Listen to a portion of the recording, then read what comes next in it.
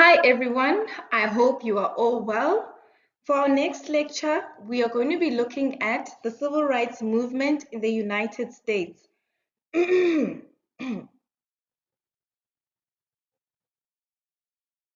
So, what are civil rights?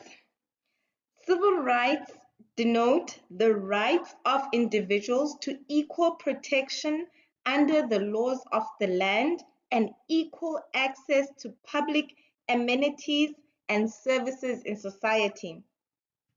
Civil rights differ from civil liberties.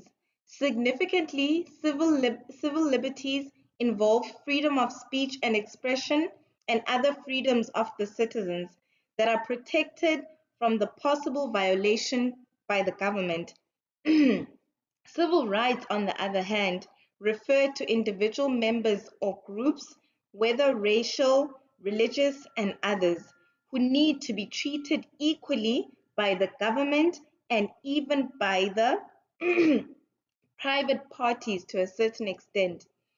To express in more simple terms, civil liberties deal with personal freedoms and civil rights are related to issues of equality. So now, the history of civil rights movements in the United States is by and large groups' claims to equality. The US Constitution recognizes various rights of individuals. The American Bill of Rights guarantees individual freedoms of expression, of speech, assembly, practice of religion, etc. But all American citizens have not been able to exercise this freedom. So, since the birth of the Republic, various disadvantaged groups in the US had to struggle for decades to acquire equal rights with other fellow citizens. More specifically, Native Americans, women, African Americans, Hispanic Americans, Asian Americans, and there are many others in the US who had to launch and sustain long struggles to achieve political and social equality.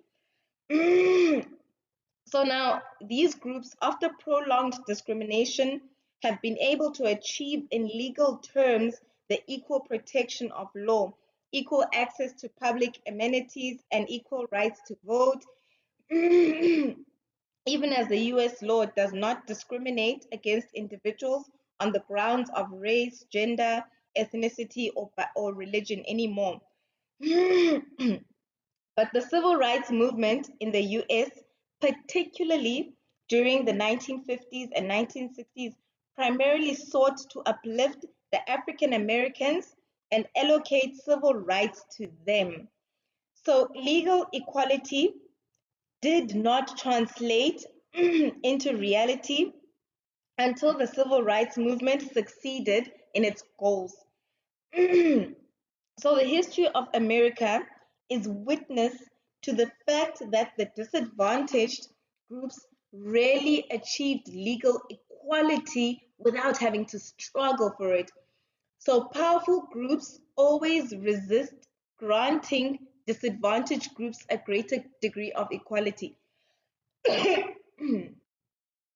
So now, in America, there were hundreds and thousands of African slaves in the US at the time of the framing of the Constitution. The first written constitution of the world did not recognize slaves as human beings. They didn't recognize them as deserving equality with the white population and were not given full citizenship. So slave trade was allowed until 1808. So slavery as a social institution was dismantled only after ferocious civil war in the US that threatened the unity and territorial integrity of the nation. Excuse me. The Civil War was followed by a period of Reconstruction. When Reconstruction ended in 1877 and the federal troops were withdrawn from the slave states, the white supremacy in socio-political life returned. The Southern white population adopted a host of new rules and regulations, commonly known as the Jim Crow laws, to resume the practice of racial segregation.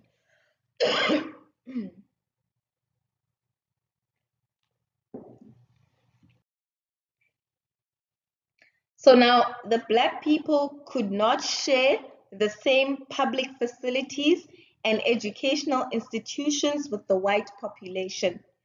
Black children were compelled to study in separate schools and lacked adequate infrastructure and facilities.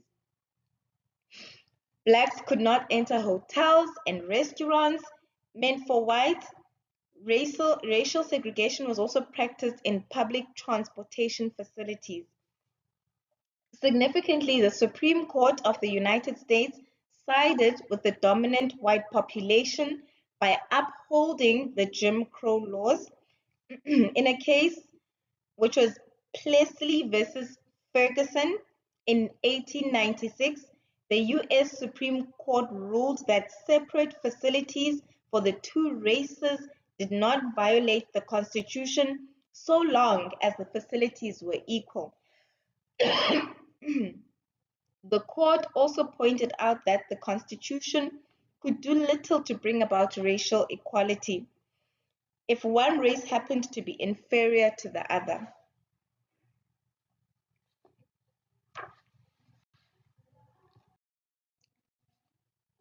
The leaders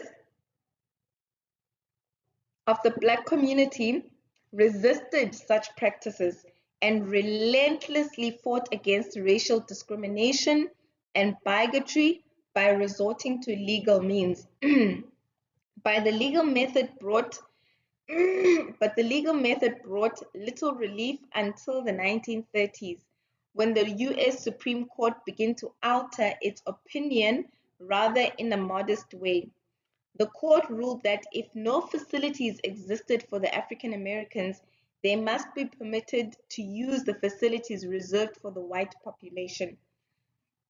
About 2 decades later, in another landmark decision, the Supreme Court reversed its Plessy doctrine and ruled in Brown versus Board of Education of Topeka that racial segregation of public schools generates amongst Black children a feeling of inferiority as to their status in the community that may affect their hearts and minds in a way unlikely ever to be undone. Separate education facilities are inherently unequal. This case was initiated by the National Association for the Advancement of Colored People, the NAACP, for Linda Carroll Brown, a Black child in Topeka, Kansas, who was denied admission into an all-white elementary school. The case was argued by Thurgood Marshall, who subsequently became the first Black justice of the U.S. Supreme Court.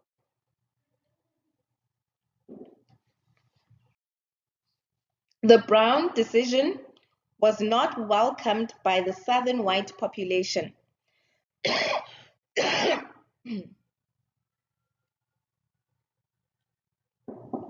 Even in the North, it was hailed only by a slender section of the white community.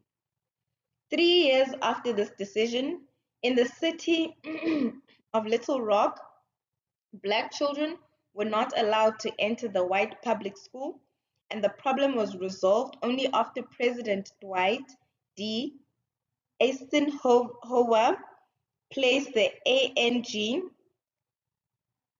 the Arkansas National Guards, under federal control to implement the Brown decision on desegregation. Though public schools were technically desegregated in 1954 by the U.S. Supreme Court decision in Brown versus Board of Education, many were still de facto segregated due to inequality in housing and racial segregation in neighborhoods.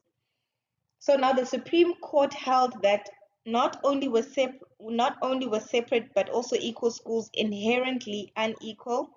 The public schools in many parts of the country continued to be segregated by race. Now, in Swan versus Charlotte Mecklenburg Board of Education 1971, the Supreme Court upheld the constitutionality of busing to end school segregation, which was an attempt to further integrate schools. A federal court in 1974 found that in Boston, schools were constructed and school district lines intentionally drawn to segregate the schools on the basis of race. So now, in the early 1970s, a series of court decisions found that the racially imbalanced schools trampled the rights of minority students. Now, as a remedy, the court ordered the racial integration of school districts within individual cities, sometimes requiring the racial composition of each individual school in the district to reflect the composition of the district as a whole. This was generally achieved by transporting children by school bus to a school in a different area of the district, what I called busing earlier. This practice widely came to be referred as busing or desegregation busing in the United States. However, many white families moved to the suburbs to avoid sending their kids to far-off schools in unfamiliar and violently black neighborhoods. And those who stayed back moved their children into parochial or private schools. As a consequence, urban school districts came to be overwhelmingly black, reducing any effectiveness compulsory busing may have had. So though the U.S. Supreme Court verdict in Milliken versus Bradley 1974 that busing children across the district was unconstitutional, it limited the extent of busing to metropolitan areas. There is no doubt that busing integrated ethnic minority school children with the larger community. Since the 1980s, desegregation busing has been on the decline.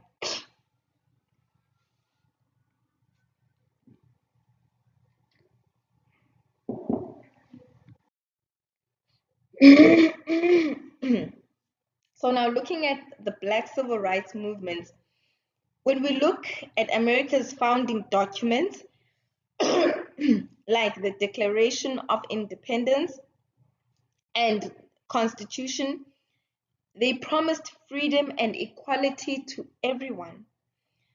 But we know that the United States did not live up to those promises for many, many years.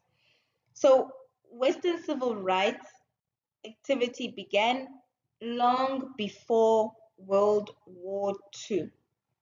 The civil rights movement is mostly portrayed as being inspired by heroic figures such as Martin Luther King, Fannie Lou Hamer, which secured major new national legislation such as the 1964 Civil Rights Act and the 1965 Voting Rights Act. The story extends decades upon decades further than this.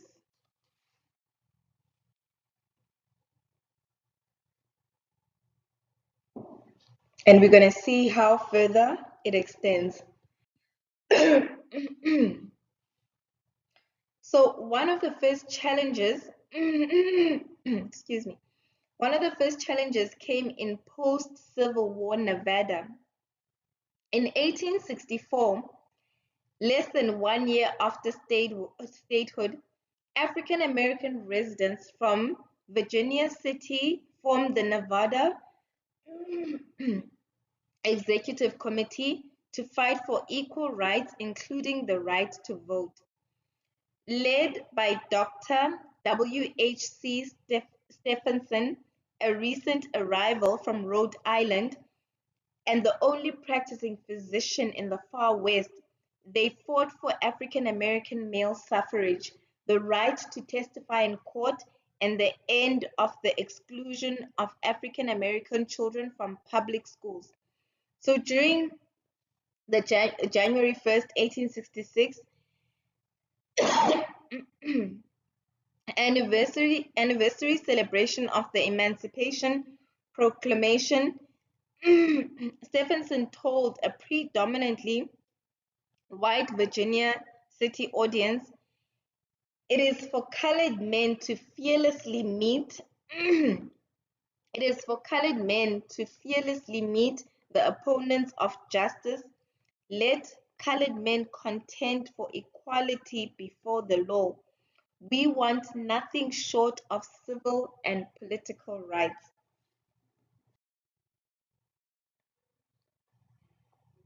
As in Nevada, the right to vote epitomized complete African American political emancipation throughout the West. In 1866, a convention of black men meeting in Lawrence, Kansas, challenged the widely held idea that black voting was a privilege which the white male electorate could confer or deny at its pleasure. Then the convention issued this warning to the Euro-American majority in the state.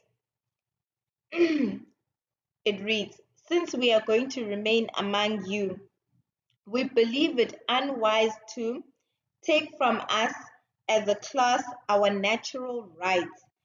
We must be a constant trouble in the state until it extends to us equal and exact justice." Between 1864 and 1867, Colorado territories in the Colorado territories, 150 African Americans led by William Jefferson Hardin waged relentless campaigns to press Congress to delay statehood for the territory until their suffrage rights were guaranteed. Their campaign prompted the United States Congress to pass the Territorial Suffrage Act of 1867, which gave black men the right to vote in all territories before their counterparts in the former Southern Confederate states or most northern states could exercise the franchise.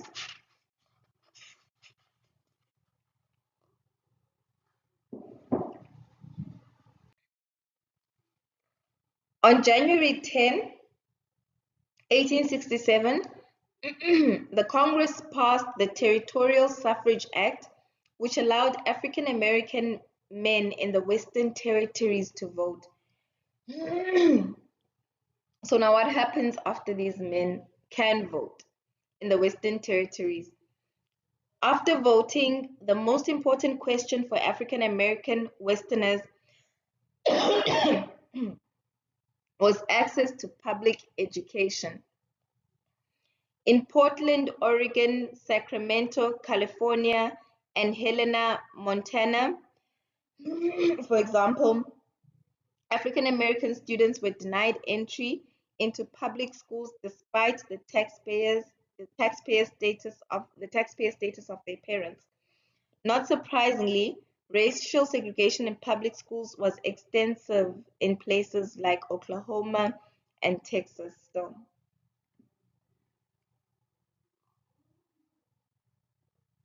However, it was also widespread in the 19th century cities of Kansas, and in 1878, the Topeka Colored Citizens editor, William Eagleson, wrote the following critique of school segregation. The critique says, "We hear of no Irish schools no German schools, no Swedish schools, no, not one. All the children in the city are at liberty to attend the school nearest to them, except the poor children that God chose to create with a black face instead of a white one. Then he added, we say to every colored man and woman to come together and resolve that you will no longer submit to unjust discrimination on account of your color. This thing has gone on long enough and now it can be stopped. Let's stop it. So Black Westerners did fight to stop school segregation. African American students gained entry to schools in Portland in 1872, in Sacramento in 1875, and Helena in 1882, after concerted efforts by Black parents and their white supporters. African American parents in Kansas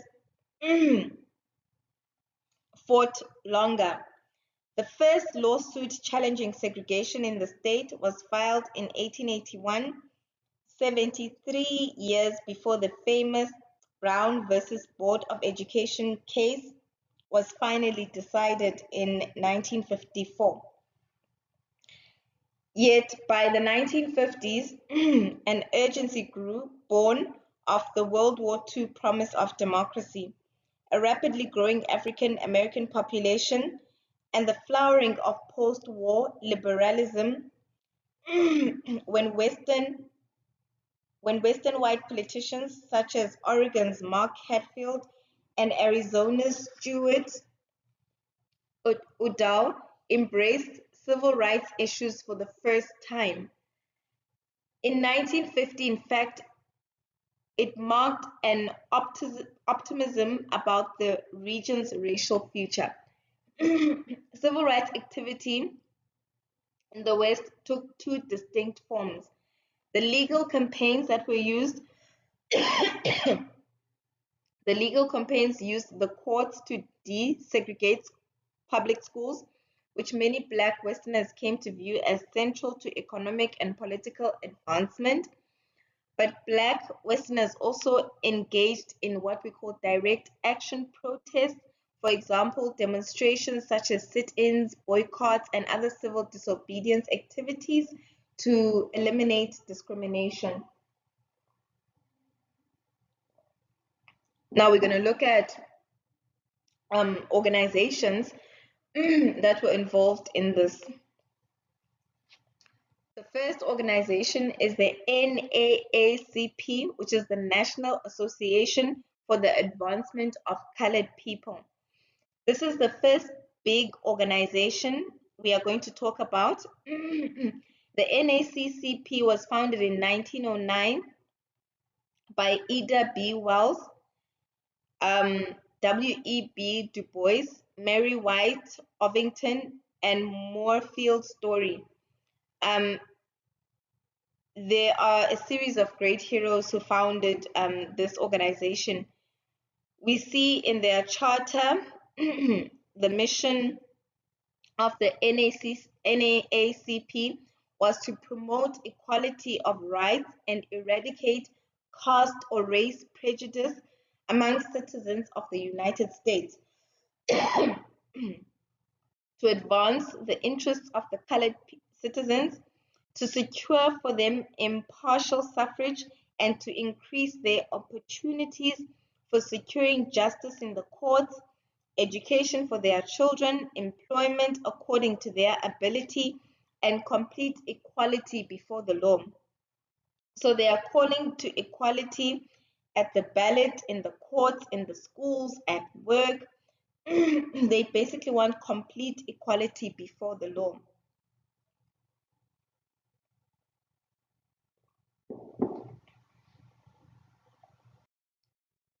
Next, we're going to look at the SCLP, the Southern Christian Leadership Conference.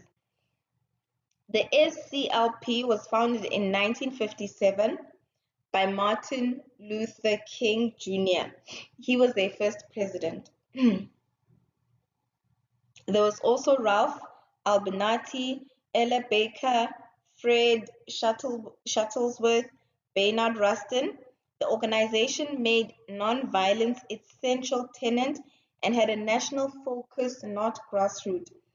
So this is the organization most famously associated with Martin Luther King. Within the organization, there were people like Ella Baker, who did put their energy into grassroots. She pushed to make sure that there were women at the head of the leadership in the civil rights movement so that it wasn't just a male dominated organization, but a push but to push important voices from women. People like Martin Luther King stood on the shoulders of really great people within these organizations, of great men and women. And these organizations were able to do, the work they did due to the brilliance of these men and women who stood with Martin Luther King. It took people with multi skills to push these movements through. So that's why it's important not to just focus on one figure when it comes to these movements like Martin Luther King. Okay, then the next organization we're going to look at is called CORE. The Congress of Racial Equality is another important group you should know. The Interracial American Organization was established by James Farmer, George Hauser, and Bernice Fisher. Bernice Fisher was actually known as the godmother of sit-in movement.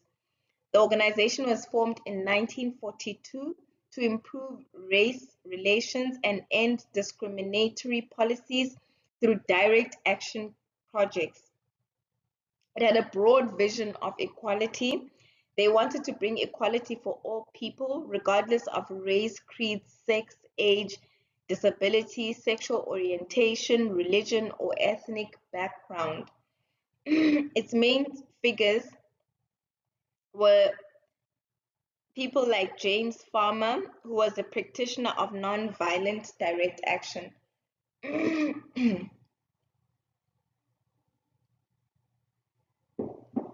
The next group is the LCCR, the Leadership Conference on Civil Rights. The LCC was founded in 1950. They coordinated a lot of action at national level. So when you think of the civil rights movement, you think of really big laws passed, like the Civil Rights Act of 1964, the Voting Rights Act of 1965. Some of its key figures are Roy Wilkins, who was an active who was active from the 1930s all the way up through to the 1970s. There's A. Philip Rudolph, who was an important labor organizer. There's Arnold Aronson, who was the executive secretary or secretary of the organization from 1950 to 1980. The LCCR was right at the center of all that lobbying and national action. It plays a huge role in the civil rights community even today.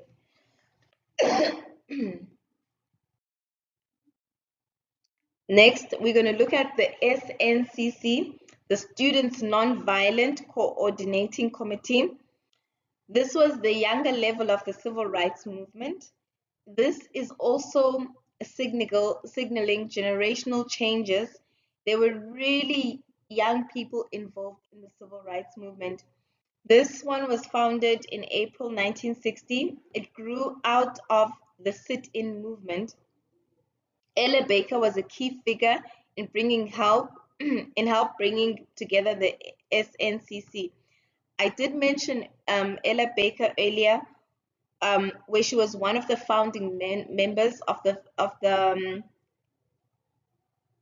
she was one of the founding members of the SCLP, the organization Martin Luther King Jr. was part of. So Ella Baker focuses on two big goals here: to make sure that they were doing nonviolent direct action The other was that she urged her allies in the SNCC not to forget about the vote, to continue to push for voter registration because that was the key to political power. So she was actually helping develop leadership. John Lewis is probably the most famous leading figure of the SNCC. There are many others in the student movement who played a role in this constitutional revolution during the civil rights movement. There's people like Diane Nash, Julian Bond, John Lewis, I've already mentioned, Stokely Carmichael, Bob Moses, Bernice um, Johnson, Reagan. They have legacies beyond too. Next, we are going to look at some other strong women leadership in the civil rights movement. And we're going to look at the Committee of Equal Justice.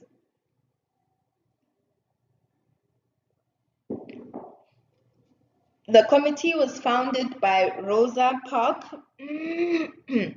Rosa Parks and Recy Taylor in 1944. So as you may know, Rosa Parks is famous for not giving up her seat on the bus. So they focused on equality specifically for African American women. So in front of you, you will see a brochure which is written Committee for Equal Justice for Mrs. Recy Taylor, A Story of Unequal Justice, The Woman Next Door. 1945, it's a 1945 brochure. And it's it's in the NAACP Records Manuscript Division.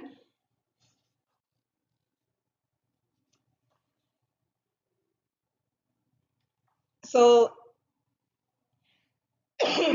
in Abbeville, Alabama, on September 3rd, 1944, Recy Taylor, Recy Taylor is the lady who founded this committee with Rosa Parks. She was 24, she was a 24-year-old black mother at that time. She was on her way home from church when she was abducted and gang raped by 6 white men. One man ended up confessing, but local authorities refused to prosecute the assailants. The Montgomery NAACP sent Rosa Parks to investigate the case. She helped form the Committee for Equal Justice and launched a letter-writing campaign to press Alabama Governor Chauncey Sparks for action.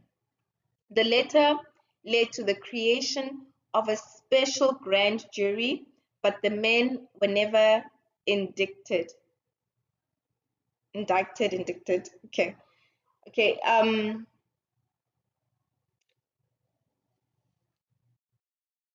Okay. Here is the other side of the brochure.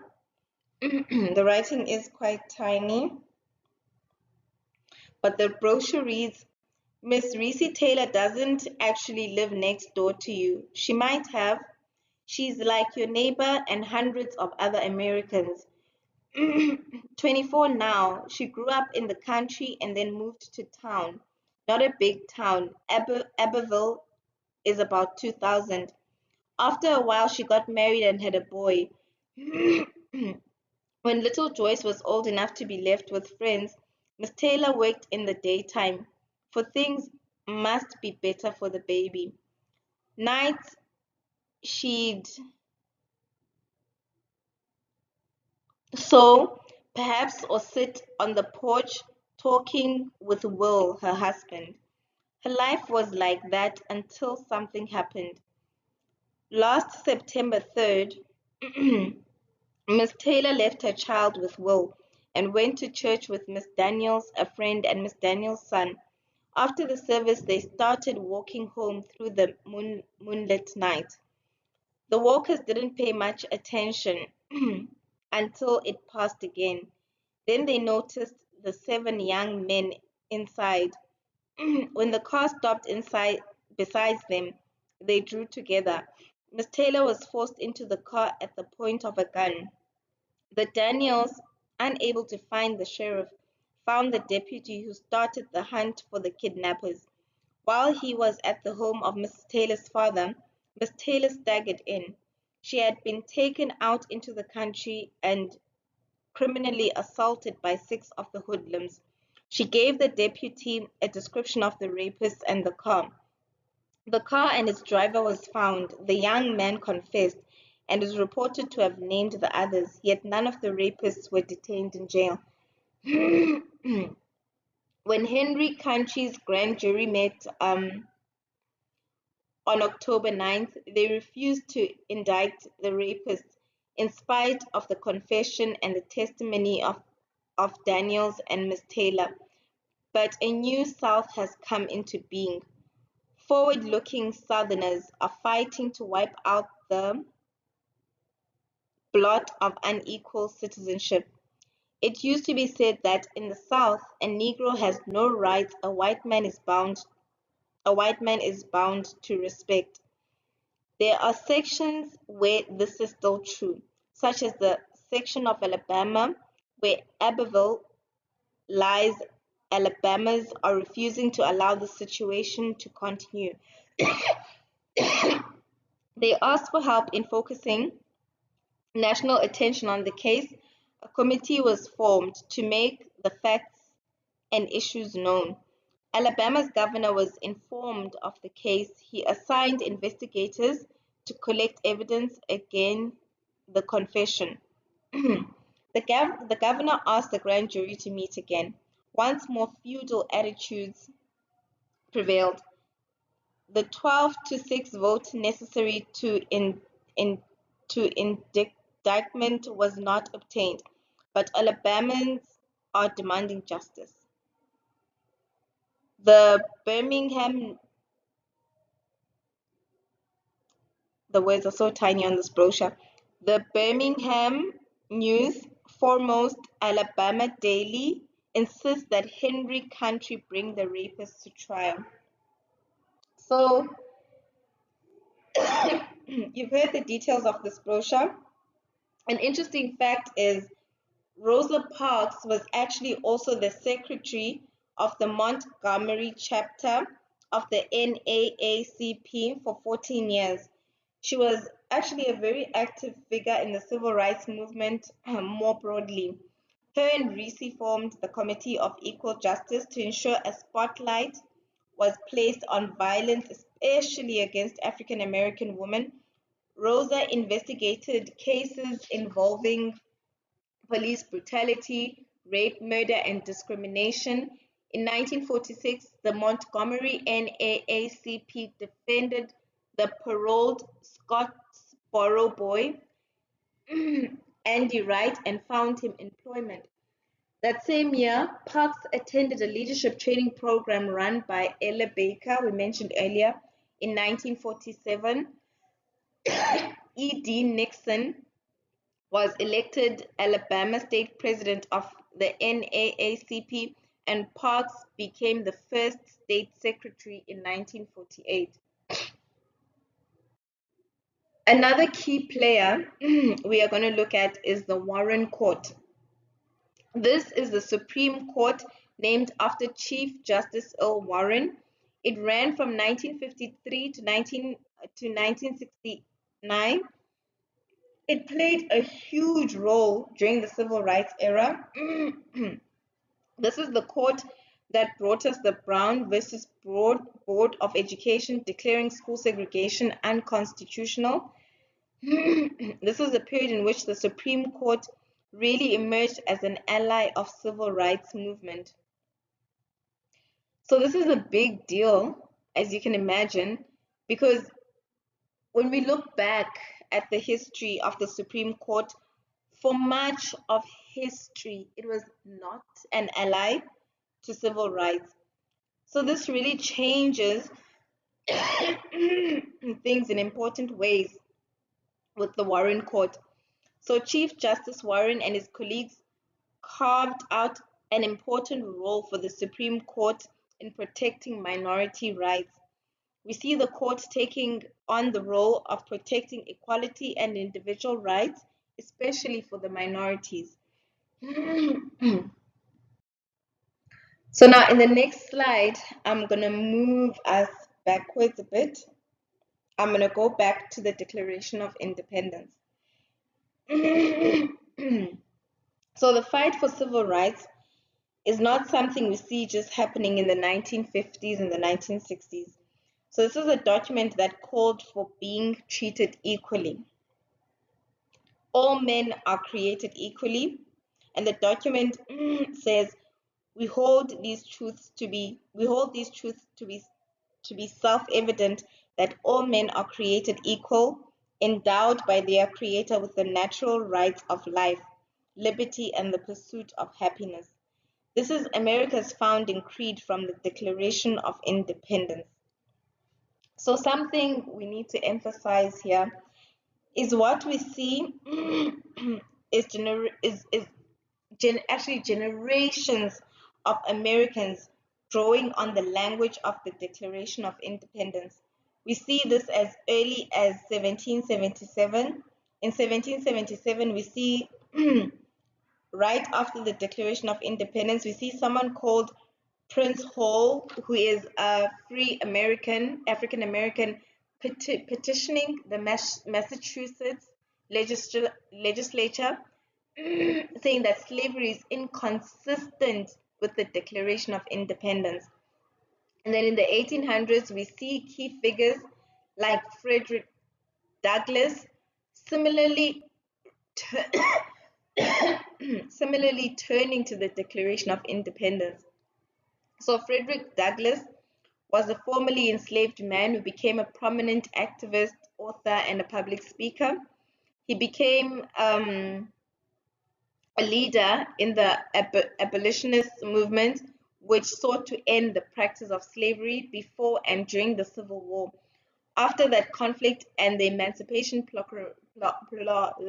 Proclamation of 1862, he continued to push for equality and human rights until his death in 1895. And then he challenged white people in America to live up to the founding creed and its promise of freedom and equal rights for everyone.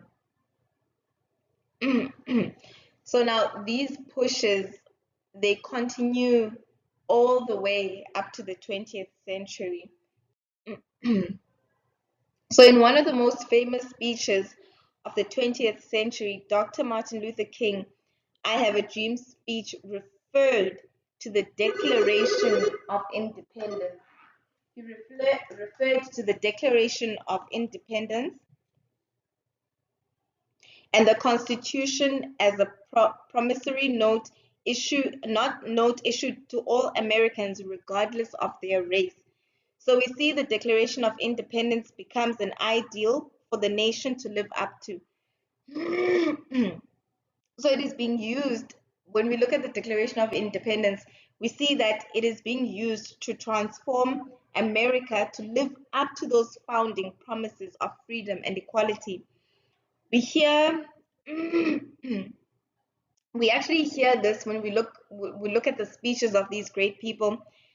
We hear it in the speeches and the calls that are made by those fighting for equality.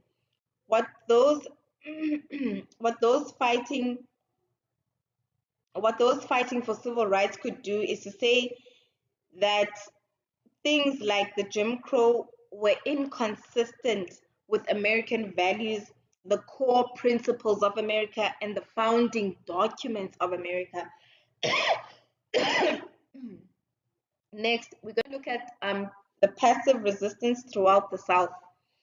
So, the push by political leaders in 1957 led to a crisis point in Little Rock, Arkansas,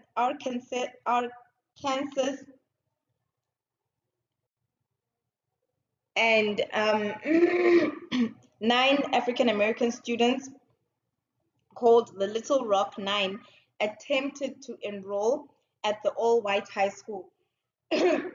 Governor Orval Forbes of Arkansas called up the National Guard to bar them from entering with the support of a white mob. And then President Eisenhower then sent 1,000 national troops. He nationalized the Arkansas National Guards to protect the African American students. In a powerful speech, Eisenhower addresses the nation. Then the Warren Court that we had spoken about earlier stepped in to reinforce Eisenhower's action in Cooper versus Aaron, 1957. So now the court basically explained that the state officers and governors have the duty to obey the orders of the court, whether they like them or not. We see a combination of the president. I spoke about and said the president steps in and the courts are also acting now. So the courts are reinforcing the president. We see different institutional actors moving with the civil rights movement to push for a change. So you can see throughout our lecture there is a constant resistance, constant pressure throughout the entire nation. We're going to look at the Montgomery bus boycotts. So earlier we spoke about Rosa Parks, and we know she's the woman who sat on the bus and she refused to give her seat up for a white man. This is in 1955. We see people boycott the buses for a long time now. This resistance is over a long period of time. And remember, Rosa Parks is a member of the NAACP. So this emerges when Rosa Parks refuses to give up her seat on December 1st, 1955, these bus boycotts. Her arrest galvanized the Black community in Montgomery to organize a boycott of the city buses, which lasted for over a year. The boycott was led by prominent civil rights leaders, including Martin Luther King Jr. and Ralph Abernathy, and was characterized by nonviolent resistance and civil disobedience. Black residents of Montgomery refused to ride the buses and instead organized carpool systems. They walked to work or simply stayed at home.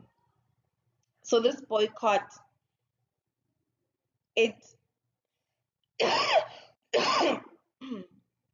this boycott lasted for a year. It did spur some changes in Montgomery, keeping in mind that it is a non-violent direct action using protest and boycott this movement. So next we're going to look at the national student-led sit-in movement. Now this movement was sparked by the Greensboro sit-ins in North Carolina in 1960. In which 4 young Black college students staged a sit-in at a segregated lunch counter in a Woolworths store. This movement would spread to Nashville, Atlanta, and other major cities. These students put their lives and their bodies online, literally. So now, I'm just going to tell you what happens in these sit-ins. So people will basically enter a public area, like a grocery counter, like the one you see on the picture. They will enter an all-white only area. Then there will be an angry mob of white people that come that will threaten and assault them. What they are trying to demonstrate under the principles of non-violence is to show and expose the violence and brutality required to uphold unjust Jim Crow laws. So this is an act of civil disobedience. This act of civil disobedience sparked similar protests across the country, with students staging sit-ins and in other racially segregated establishments. So the movement grew rapidly, with students from various colleges and universities participating in protests and sit-ins. Many of these protests were met with violent resistance from white supremacist police and government officials. The sit-ins and protests of the National Students-Led-In movement played a significant role in the human rights movement of the 1960s and upheld to bring about changes in laws and policies that abolished segregation and discrimination in the United States. The next thing we're going to look at is the freedom rides. So in 1961, the Congress for Racial Equality began to sponsor what was called the Freedom Rides. The purpose of the Freedom Rides was to challenge segregation in public transportation, particularly in the South, where segregation was still widespread despite a Supreme Court ruling declaring it unconstitutional. So the first ride was on the 4th of May. The group traveled by Greyhound from Washington, D.C. through Virginia, the Carolinas, Georgia, Alabama, Mississippi, and Louisiana. In the next few slides, we're going to look at the timeline of the freedom rides. So we see in May 4th, 1961, the first freedom ride began on the 4th of May. The group of students activists led by James Farmer and co. was en route to travel from Washington, D.C. to Virginia, the Carolinas, then Georgia, Alabama, and Mississippi, and make their final stop in Louisiana. During their stop in South Carolina, students Genevieve Hughes, John Lewis, and Al Bigelow were attacked. Some of the other students on the freedom rides were arrested in Charlotte, which is North Carolina, and Winsboro in South Carolina. Then now May 4th, 1961, led by the Ku Klux Klan leader William Chappell, the Freedom Riders bus was attacked in Anniston, Alabama. The Ku Klux Klan attacked the bus and made their way inside, where they brutally beat the Freedom Riders with bats and metal pipes. As the mob attacked the bus, a firebomb was thrown inside. The members of the crowd attempted to barricade the bus doors shut. The Freedom Riders eventually made it off the burning bus and were physically attacked by the crowd waiting outside. Although local law enforcement was warned of the Klansmen gathering, they did not arrive on the scene until the assault had taken place. The bus was escorted outside of Anniston, Alabama. Soon after the Anniston attack, the Freedom Riders were attacked again in Birmingham, Alabama, under the influence of then Commissioner of Public Safety, Bill Connor. And then these freedom rides continue on the 17th of May, 1961. So after hearing of the attacks in Anniston and Birmingham, the Nashville Students Movement, the NSM, led by Diane Nash, vowed not to let the KKK end the freedom rides. Members of the organization rode a bus from Nashville, Tennessee to Birmingham, Alabama, with intentions to continue the ride. Upon their arrival, Bull Connor arrested the students and took them back to Tennessee. And then on the 20th of May 1961, while traveling from Birmingham to Montgomery, Alabama, the Freedom Riders were initially escorted by highway patrol officers. When the bus reached Montgomery, the highway patrol officers left, and the riders were once again attacked by a mob awaiting their arrival. Reporters who were present were also attacked by the mob, and their equipment was destroyed. The next day, Dr. Martin Luther King Jr. spoke in support of the Freedom Rides at Reverend Abernathy's First Baptist Church. And then, on the 24th of May, when the Freedom Rides arrived in Jackson, Mississippi, they attempted to use an whites-only restroom and were promptly arrested. The riders were charged with the breach of peace and disobeying an officer. While in jail, the riders chanted, "Jail, no bail," to protest the unconstitutional arrest. The riders remained in jail for a total of 39 days. In July 20, 1961, many of the Freedom Riders were released from jail. The riots and violent attacks continued over the next few months, gaining more national and international attention. Another interesting fact here that I've just come to think of is that they were also trying to get people to register to vote. And this was incredibly powerful. The people boarding these buses knew the likelihood of this type of violence occurring, and they were still brave enough to carry on, with this movement.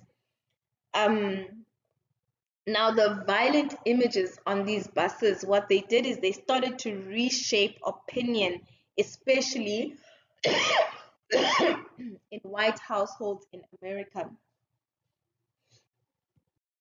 So now we're going to look at Selma to Montgomery. What happened here? So the Selma to Montgomery March, also known as the Selma Voting Rights March, was a series of 3 marches that took place in 1965.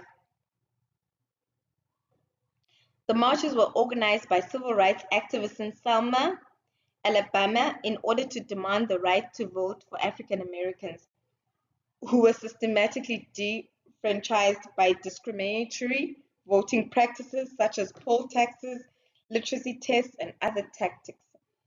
So the first march on the 7th of March 1965, it is known as Bloody Sunday.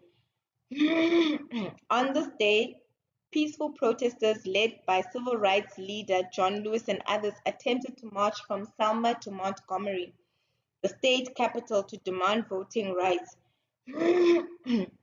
However, they were met by state troopers and local law enforcement officers who brutally attacked the men with clubs, tear gas, and other weapons, injuring many of the protesters. So millions of people were watching from their homes, watching all of this happen. And you know what? This was a key pivotal moment as it ends up reshaping these attacks on these white-led attacks on Black people end up reshaping public opinion. These images of this attack pushed for reform, and it led to 2 big laws: the Civil Rights Act of 1964, which ends up pushing broadly for equality in a lot of different settings, in employment, in accommodation, in restaurants. Then the Warren Court then upholds these laws in a case known as Heart of Atlanta Motel versus United States.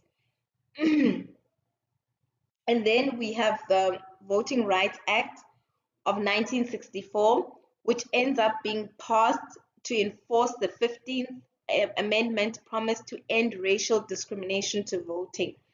The big part of this law is that if you have a bad record of African American voting, you had to go through a process called pre-clearance, which means if you change a voting law, you have to come to the national government and they would say yes or no to that new law. So we see that there were a number of times that the Warren Court stepped in and said, yes, the Voting Rights of 1965 is constitutional.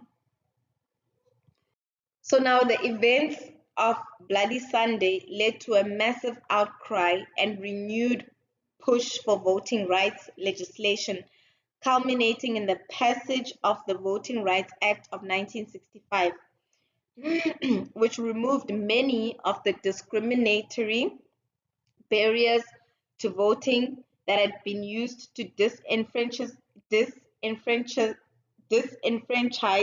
African Americans in the South.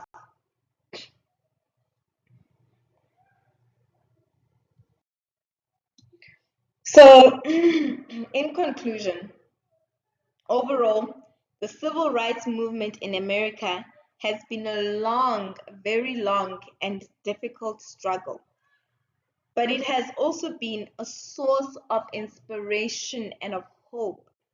Despite setbacks and challenges, the movement has made significant progress in advocating the rights of marginalized communities, and it has inspired countless individuals to stand up for justice and equality. While there is still much work to be done, the legacy of civil rights movement serves as a reminder of the power of collective action and the importance of continuing to fight for a more just and equitable society. Thank you so much for attending this lecture or listening to this lecture. I hope you guys have a good day.